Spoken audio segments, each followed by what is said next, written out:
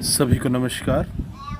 आज हम बात करेंगे कक्षा 12 के इतिहास विषय के पाठ 10 के बारे में, जिसका नाम है उपनिवेशवाद और देहात, जिसमें हम सरकारी अभिलेखों का अध्ययन करेंगे। इसके कुछ स्मरणीय बिंदु हैं। भारत में औपनिवेशिक शासन सर्वप्रथम बंगाल में स्थापित किया गया था।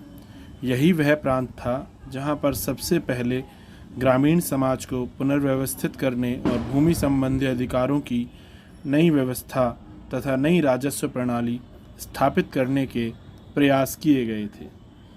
1793 में इस्तमरारी बंदोबस्त बंगाल के राजाओं और तालुकदारों के साथ लागू किया गया। उस समय कॉर्नवालिस गवर्नर जनरल थे।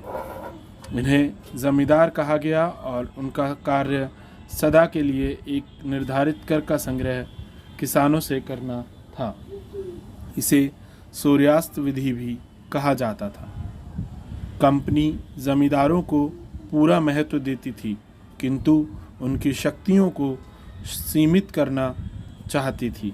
इसलिए जमींदारों की सैन्य टुकड़ियां समाप्त कर दी गईं, सीमा शुल्क समाप्त कर दिया गया, जमींदारों से स्थानीय न्याय और पुलिस की शक्ति छीन ली गई। कचहरी को कलेक्टर के अधीन कर दिया गया।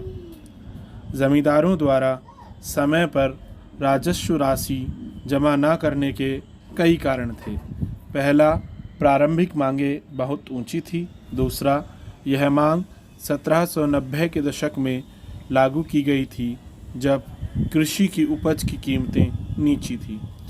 तीसरा, इनकी शक्ति राजस्व इकट्ठा करने व उसके प्रबंध तक सीमित थी। जमींदार अपनी ज़मीन को नीलामी से बचाने के लिए जमींदारी को घर की महिलाओं के नाम करवा देते थे, अपने एजेंट के माध्यम से नीलामी में जोड़ तोड़ करते थे, अपने लठैतों के माध्यम से दूसरे व्यक्ति को बोली लगाने से रोकते थे और जानबूझकर ऊंची बोली लगाते तथा बाद में खरीदने से इनकार कर देते। पहाड़िया राजमहल पहाड़ी के जंगलों में रहते थे, झूम खेती करते थे, खाने के लिए महुआ इकट्ठा करते और बेचने के लिए रेशम के कीड़े पालते, लकड़ियों से काठ कोयला बनाते। इमली और आम के पेड़ आश्रय स्थल थे। पूरे प्रदेश को ये अपनी निजी भूमि मानते।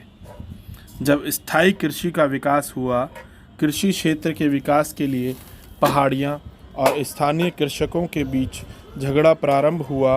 वे नियमित रूप से गांव पर हमले बोलने लगे और ग्रामवासियों से अनाज और पशु छीन झपट कर ले जाने लगे।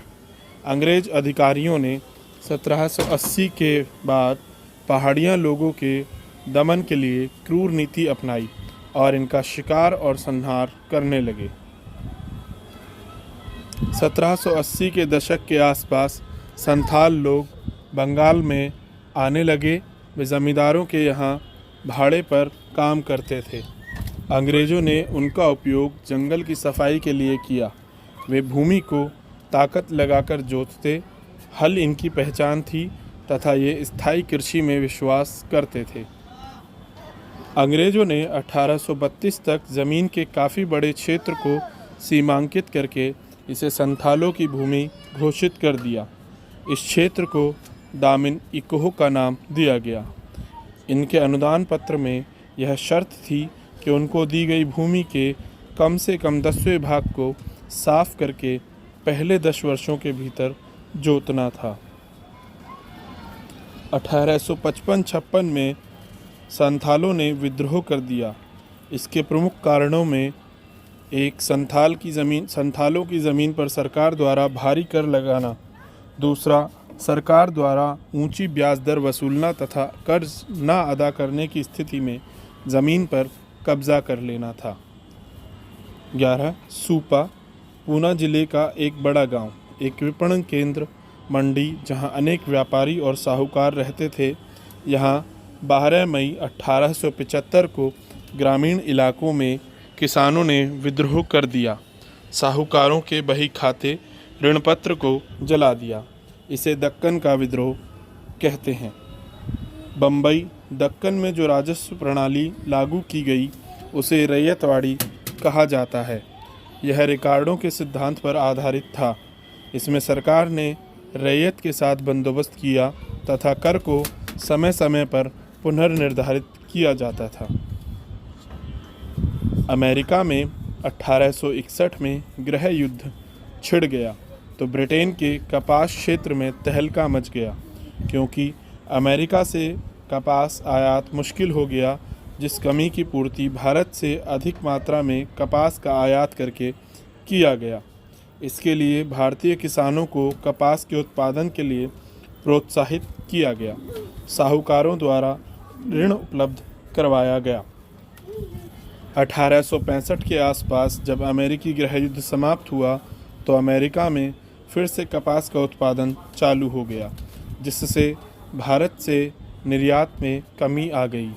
निर्यात व्यापारी और साहूकार किसानों को दीर्घावधि ऋण देने से इनकार करने लगे। उसी समय रैयतवाड़ी क्षेत्र में कर का फिर से निर्धारण होना था, जिसे नाटकीय ढंग से 50 से 100% तक बढ़ा दिया गया। किसान अपने को ठगा महसूस करने लगे, जो दक्कन के विद्रोह का कारण बना। संथाल विद्रोह के बाद संथाल परगने का निर्माण कर दिया गया। इसके लिए 5500 वर्ग मील का क्षेत्र भागलपुर तथा वीरभूम जिलों में से लिया गया।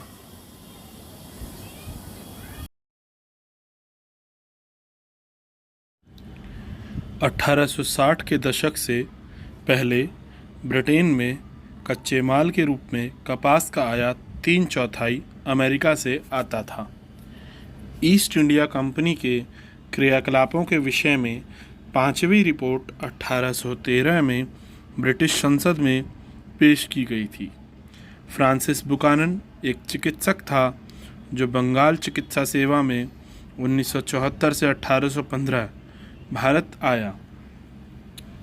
1994 से 1815 भारत आया। पहाड़िया लोग खाने के लिए महुआ के फूल इकट्ठे करते थे, जो साहूकार संथालों से ऊंचे दर पर ब्याज वसूलते थे। उन्हें संथाल आदिवासी दीकू कहकर संबोधित करते थे।